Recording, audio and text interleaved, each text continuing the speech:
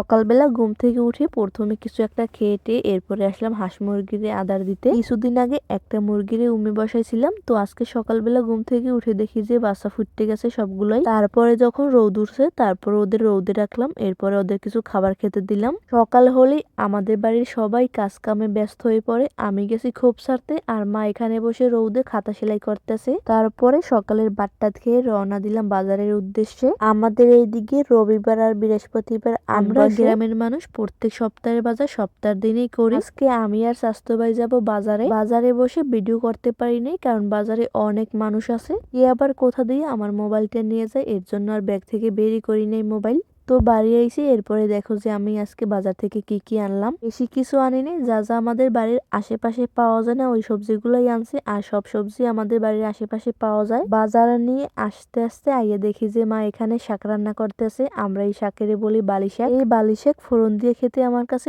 অনেক ভালো লাগে।